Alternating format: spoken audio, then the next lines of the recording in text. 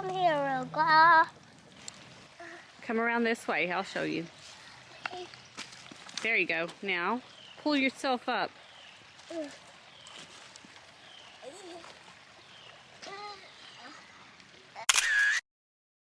Hey Muselings, today I am going on a walk with my son, my nephews, and my husband to find some really cool items for our Yule tide wreath.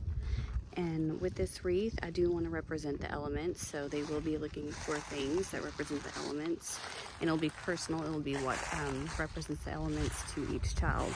So this is a fun little thing to do if you are a parent or a grandparent who practices. And the kids really enjoy it, so yeah, let's do it. So this year, it's very unusual as far as the weather. It's really, really warm this season. So where I am, today is about 65 degrees, and it is the eve of Christmas. So just kind of give you an idea. I'm sad that there's no snow.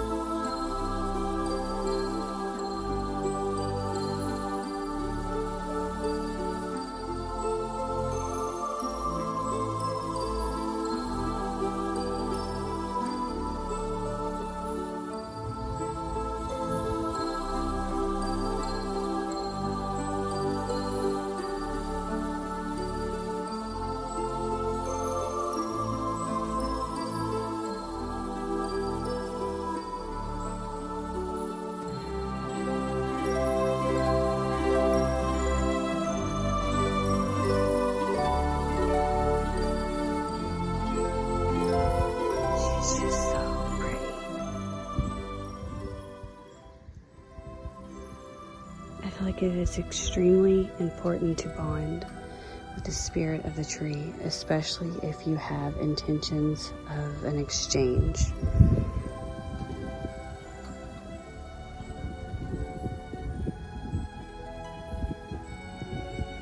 I myself am very personal when it comes to exchanging gifts with nature. So anything that I take beneath this beautiful tree, or if she will allow me to take a little bit of greenery, I will give something I feel is just as deep, whether that is cutting some of my hair or pulling it. I've even given blood before. I know that is not everybody's thing, so if that's not for you, don't do that. But I do think building a personal relationship with your land and the nature around you is vital. Such a sweet spirit, a very calming spirit. Hold my sister's hand here for a little while and have a great exchange, and we'll see what we come up with as far as our wreath. Grandmother's spider went about her business. She crawled right over my hand. I missed it. But this is an example here, so I will knot this in 3 knots. I will hold her hands for a little while and just thank her for the blessings that she has bestowed upon me. And then I will go hunt these kids down with Sean, because they're all over the fields looking for things. And we will start on this wreath. Thank you, sister. Thank you, mother. Thank you, grandmother. Thank you. From my heart space to yours. What beautiful magic. What a magical natural world we live in. All the magic around us. It's everywhere.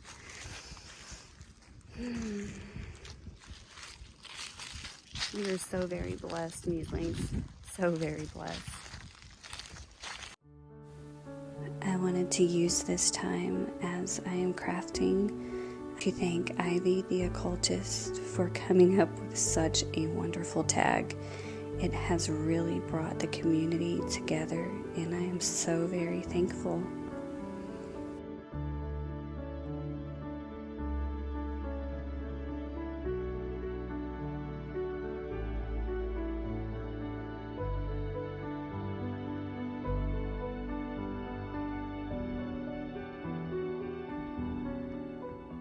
Welcome to the familiar place that is my working altar.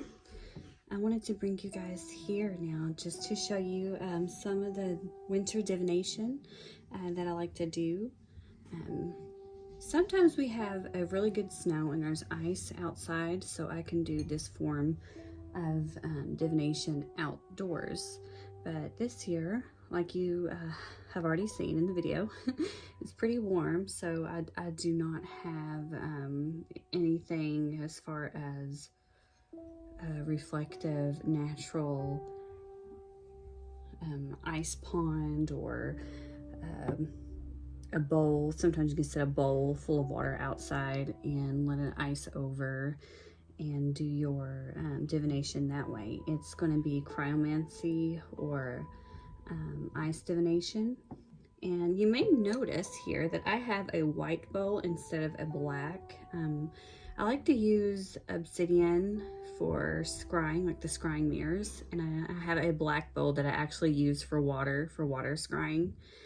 However, in the winter, I feel that it's more fitting, and this is just what I do personally. You can use whatever surface that works best for you. And I apologize for the noise in the background. My husband's in the living room watching Mortal Kombat, and it's pretty loud. And the kids are running in and out, and there's so much noise going on.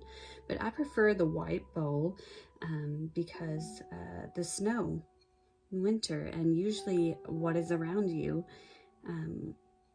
with the beautiful icicles that are drooping down from your house and different things, snow, and it's white. So that's why I use white. So what we're going to do is we're going to open, or not open, but get the ice out of these molds, and then I'm going to explain to you how to do this. Now, I suggest getting a bowl with this because, like I said, this is not something I usually do. The ice is melting pretty quickly because it is warm indoors. And look at all the little tiny cracks inside. I just love it. It really makes me think of, whoops, of a crystal ball that is pretty much all crystal. Well, let me show you this one really quick. This one was not completely frozen solid yet because I could not wait, apparently. So it has like a bubble inside, so that's going to be pretty fun. Be almost like water and ice scrying. For scrying,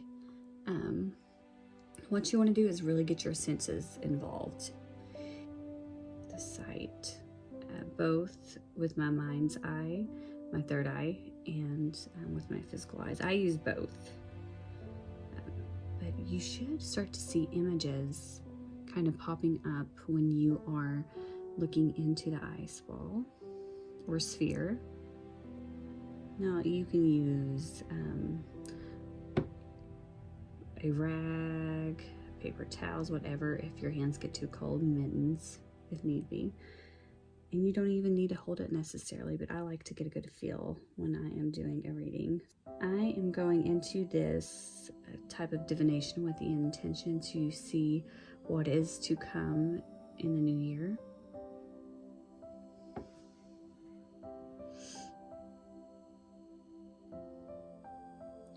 And I am seeing a doe.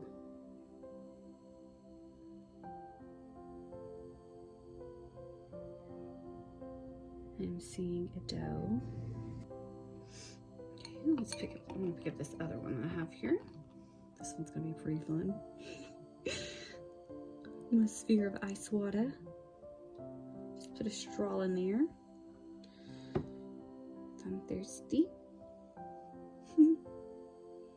This is actually a dragon's egg mold, I think, or maybe it's just an egg, I'm not sure.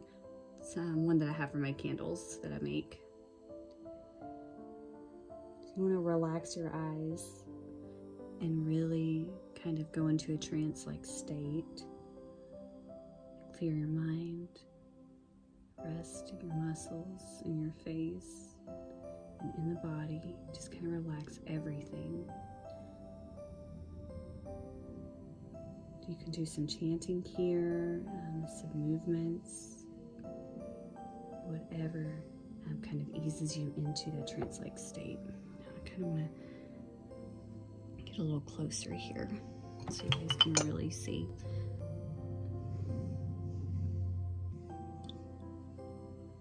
And you can even use, if need be, use the water from the ice in the bowl and just scry with the water. That works too. But this is, oh look, I see a little heart. I don't know if you guys can see that, but I see a little heart. And I see what to me looks like a castle, a little ice castle. And the ice castle that I see is actually with my physical eyes. Upside down in there. I don't know if you can really see. I'm using my phone right now because my camera is charging. It died. So that's what I'm working with. But that's what I see with my physical eyes. You even see some wings. And with this little sphere, I saw with my mind's eye a doe. And that is a wonderful symbol of peace, honor, strength, and right now I have really been embodying that mother archetype, so I really feel that the doe is connected some way in that as well.